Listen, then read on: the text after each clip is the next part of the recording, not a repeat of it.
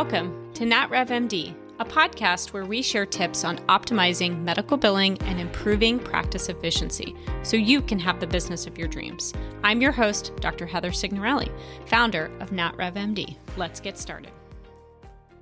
It was thousands. It was thousands.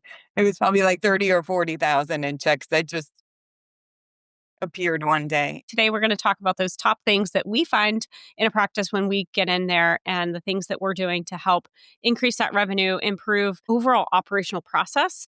I'm so excited this week because I get to have one of our very own, Mandy, with us this week to talk about things that we've discovered in practices and ways that we've found to help increase revenue in practices. So with that, Mandy, welcome to the show. Excited to have you. Thanks. I'm excited to be here. Tell us a little bit about your background.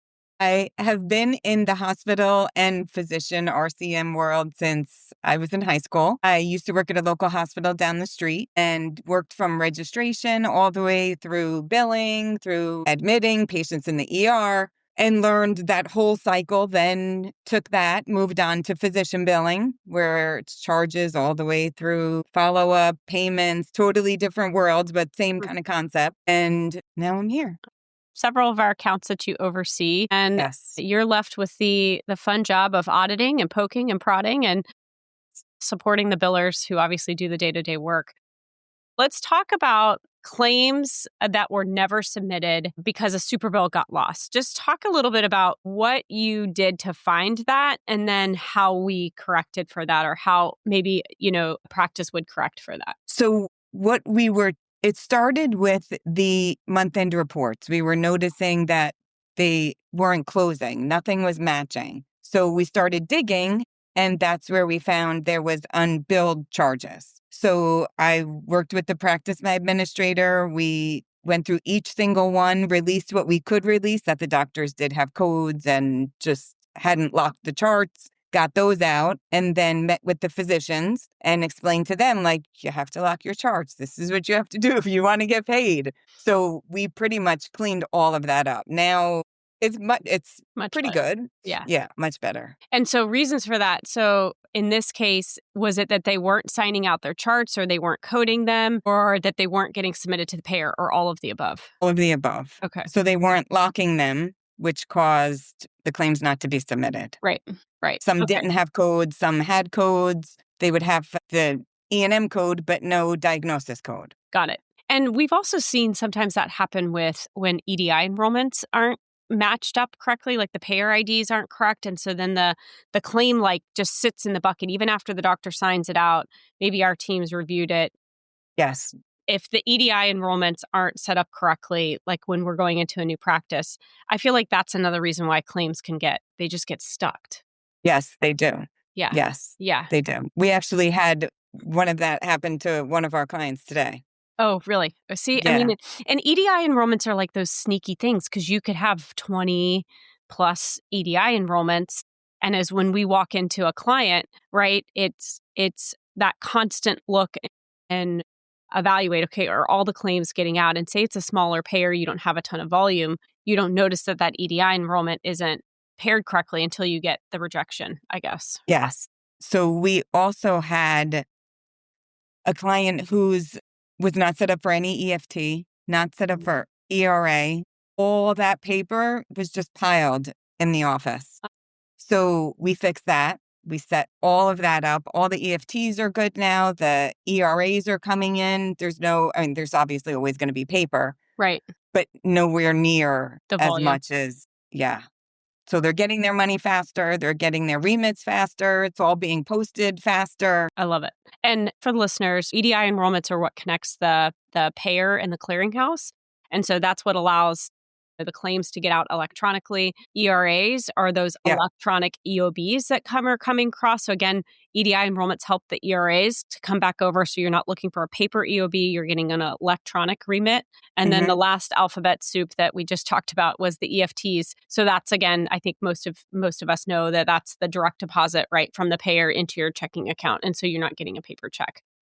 Correct. Speaking of paper checks, so this is another one. If a paper check was received but never cashed, the only way you would know that is looking at your AR, right? Correct. Is that how you guys found that issue? That's exactly how we found it. We noticed all these payments. We're calling, we're being told this is paid, but nothing was cashed. You'd ask for the cash date, nothing was cashed. It turns out that there was an issue with the post office. So Oh, all of the money was just sitting in the post office and never delivered to the client. no. Yeah, so we we found that out later on, but in the meantime, we had all the checks reissued and it just kept continuing, and it turned out it was a post office issue. Or they just kept Yes, for sending in them months. and then Yeah. for months. Did they just not have the address correct, or why did it or is it just post No, office? they had the right address. The post office just wasn't delivering them. Oh, lovely. So, yeah, but if you're not doing your follow-up, you're not gonna know that. Your money's just floating around somewhere. Yeah. And I guess to that also is the process around bank reconciliation. So what maybe is getting direct deposited into the bank, but then there can be two problems, right? So you could post something that you don't see is deposited into the bank. So that can be Mhm. one miss. Or you can have a situation where you're not posting it because you don't see an ERA, but the money was Correct. deposited. So there can be both of those scenarios flying around. And so again, it's back to really the checks and balances of the accounts receivable, the bank deposits, and making sure that the money is flowing in the Yeah. same way that we are posting. And setting up whatever you can electronic, set it up. And interesting about the paper checks, so we had the ERAs, we just didn't have evidence that they were checked. Correct. So that could be a scenario where if you aren't doing a bank reconciliation, where you're just posting off of the ERAs and you don't actually see the money deposited, that you could post the money into the account and have never deposited it, right? Correct, which was actually happening. They were getting the remits electronic and just posting. Oh, yeah, no. So you never knew. There was no reconciliation with the bank statements. So they were just posting prior to us coming, and nobody knew that the money was just sitting at the post office, not cashed. Do you know how much money that was? Oh, it was thousands. It was thousands. So It was probably thousands, like 30 or 40,000 in checks 30 or that just 40. Oh my gosh, $1,000. appeared one day. That's amazing. That had to feel good. And Yeah. probably some of that then had already been posted, maybe. Maybe. The older, because it was kind of like at the same time that we took over. So Got it it. was, Got it. there was So a few that were posted and and then we had some, held them because we yeah. only post. So important for the listeners, the key here is to have two processes in place, right? So bank reconciliation. So that's you don't post something into the PM system unless you know it's been deposited into your bank account. Hmm. And that if you have ERAs but you don't see evidence of the deposit, that then you got to go check down, was there a paper check that wasn't cashed? Correct. Was there one of those little like cards, the little credit card things that they send sometimes, the payers send? Basically, you got to go find the money or have them checks reissued, et cetera. And then the opposite of that is maybe you're posting ERAs, right? And looks like your AR is a lot better, but you haven't received the money. So really, really important to have Correct. bank reconciliation, ERAs. You're only posting if you see that the money has been deposited. Exactly. Really good one. Okay, so this is a good one. Charges that are below the payer amounts. So let's talk about how you guys found this in a current client and how you knew that you needed to raise charges in order for the client to get paid the full amount that was per the fee schedule. So we noticed there when we were posting the electronic remits, there was never balances left. So it was always $0. just balancing out. And we're like, this is really odd. How could your payments be exactly what your charges are? So then we started looking into it and realized what they had in their fee schedule and their PM software was lower than what the allowed amount in their contract was. Well, and it's so sneaky that insurance companies don't actually just pay what they should pay. They only Yeah. pay if your charges are above the fee schedule amount, which Yeah. feels sneaky to me. It's very sneaky. And then we started looking across the board at there's actually a clearinghouse that you can sign up for that type of service. You import your fee schedules. They tell you every single one that's underpaid. We signed up for that and we found quite a bit that was out there. Even just little drugs that you're billing $10 and they were paying 15. What service is that? Was that through Trizetto? Yeah. It is. Okay. Yes. It's an extra, I don't know, Service. $30, whatever. It was worth it. That's interesting. Yeah, then we uploaded all the fee schedules and started noticing, for example, Cigna was paying $5 below for every E&M code. That's crazy. So we fixed that also. I love it. And so for the listeners, I think big takeaway here is if you are seeing an EOB come across or your billing team is seeing an ERA come across, whether, either way, and it shows a $0 contractual adjustment, that's where that should clue you in to think I may not be charging enough and therefore they're only paying me what my charges are instead of paying me a higher amount. And so that's where it's really important to go look at, are your charges set high enough? Are making sure that your adjustables, your contract adjustments are never zero or should be very rarely zero unless Yeah. you're matched it. But that's a weird practice to put into place. Always kind of set higher and go from there. Yes. Okay, so let's talk eligibility because I feel like for one of our recent practices, That was a big one. it was a big one. And actually, it's funny. We were doing the end of year video reel of like all of our podcasts this year. And the number one word that was said across all of our podcasts for the last 12 months was the word eligibility. And so, yes, we're going to always talk about eligibility, but talk to us a little bit about, we walked in, what were some of their struggles? And then what are some of the things that we put into place to help? So we were seeing tons of denials for eligibility, COB, just all over the place. That was 90% of their denials. So what we did is we took every insurance card for their top payers, top 20 payers, would put Blue Cross. This is the code you bill it to. If you see this on the card, this is where it goes to. We printed the manuals. Every front desk employee has it. And then we also created videos that the front desk was shown so they could watch. And it was like, I don't know, 15-minute video. And they watched it and they're down to about 10%. That's amazing. And I know we have a very engaged operator in the clinic who owns part of that practice. And she is incredible, has been really great at aligning, I think, with you and the team to say, okay, here are the problems we need to fix. What are the solutions? And then let's implement. And if it involves her staff, then she's helping hold them accountable, which then helps us. Instead of dealing with eligibility denials, we can go track down like all of this stuff, which is much more, on the billing side that we need to fix. And so I think when you have a practice like that, it just makes solving issues so much easier. We also are in the process of creating a test for them. Oh, yes. She told me about this. So we're just going to give them the test now. Say, if you got an 80, then you're going to have to rewatch the video. You're going to have to re-go through your book and then test them in a couple of weeks. And they were also given a prize for a reward for whoever had the least errors for the week. I always think rewards are like such a good thing for this. Yeah, it was great. They were all like, oh my God, how many errors did I get this week? My phone is just blowing up. But it worked. It was amazing. Okay, so let's talk unapplied payments because I think this is probably one of those things where if you're listening and you don't know that this can be a problem, let's talk a little bit about how unapplied payments get there and then what happens if you don't have a reconciliation process. So there's multiple unapplied scenarios. The first is you have a check, right? You get a check and you don't have backup. You don't know what to do with it. So we put in a process. We have an account. All the money gets dumped in there. And every week they go through, they put a note called Aetna. This is the status of the EOB, or that wasn't even ours. Sometimes it's not your check. It's for another practice and you get it by accident. They also had quite a bit of unapplied in their PM software. So the check wasn't balancing and it was just left. And it was just left. So you never dealt with it. No, just left. Just left. So your reports don't match, nothing matched.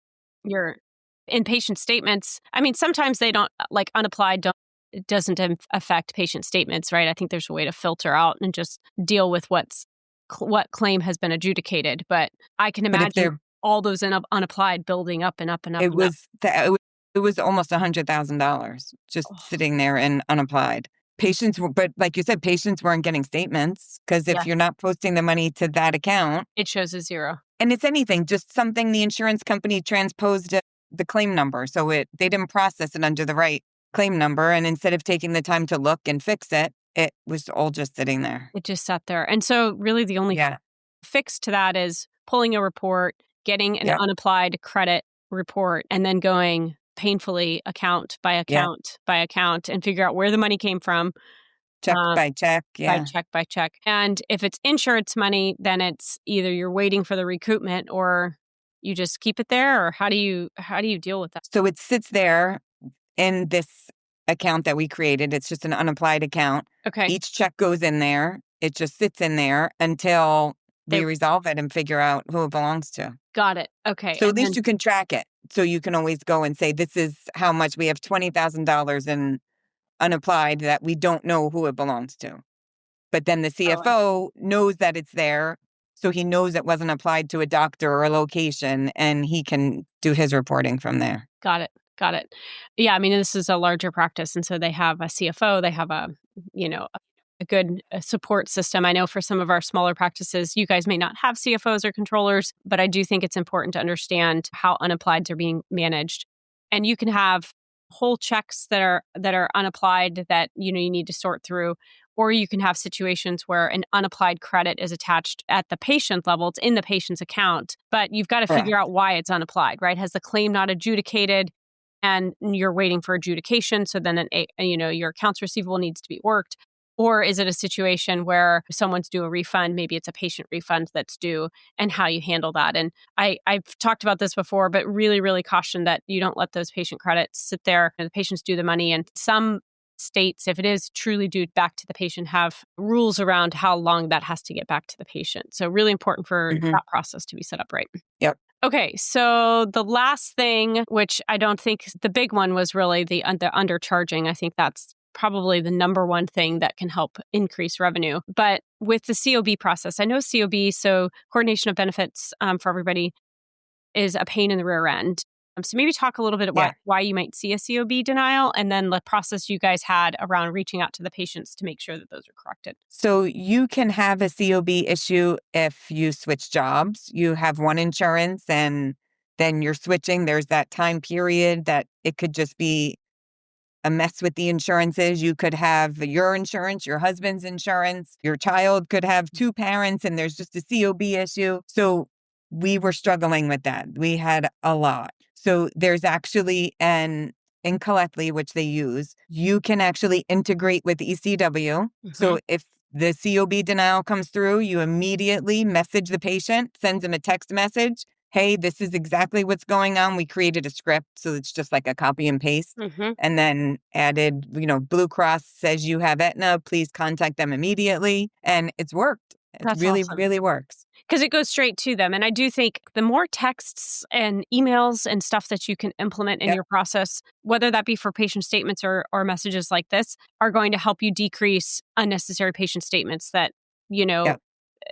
are going to then have a denial sitting on them. Then you're trying to flip it to patient. Then you're hoping they get a patient statement at some point. So as much as you can use texts and emails, I think is key. Yeah. And we go back a week later, and if they didn't update their COB, then we start the statement process. Yeah. I think one of the major things for practices to know is that somebody has to be looking at these things. And I think having now run this, we are an outsourced billing company. We come into the practice and we help support them. You have to have layers, whether it's in your office or in your current outsourced partner, that help manage these things, right? Because you can have people just payment posting. You can have people who are getting claims out the door, and even a set of individuals who are working the accounts receivable. But it is that higher level strategic individual like Mandy herself and others on our team who dig into the details. They understand what's going on. They help answer the questions for the frontline billing staff that really, I think, I don't want to say seal the deal, but like put it all together. Yeah. Because otherwise, just like everybody's working in silos. And I think it requires having the practice and the billing staff coordinated through this individual who helps kind of solve these higher level issues. To me, I think that's the number one thing with billing. Yes. Because It is, definitely.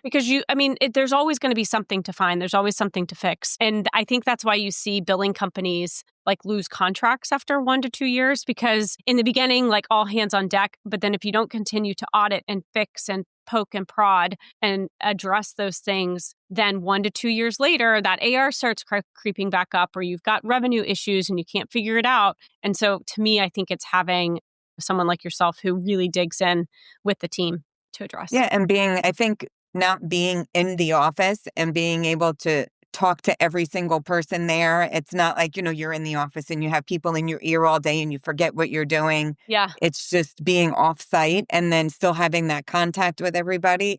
It's been working out really, really well. Yeah, I know that we've had some really great success with practices this year and getting that revenue up and having some of these wins, whether it's we've seen some credentialing wins where people have renegotiated their rates and those have increased. And we've seen wins like this with process. So I really appreciate you being on today and just helping these practices. I know that they all adore you and are so glad to have Oh, thanks. you to work with. So I love them too. well, thank you so much for being on. And again, for the listeners, as always, if you are looking for a new billing and coding team, head on over to natrevmd.com and check out our free revenue audit up on the right-hand corner. And we're happy to meet with you guys and see what's going on, do a practice audit and see if we can help. All right. Thanks so much.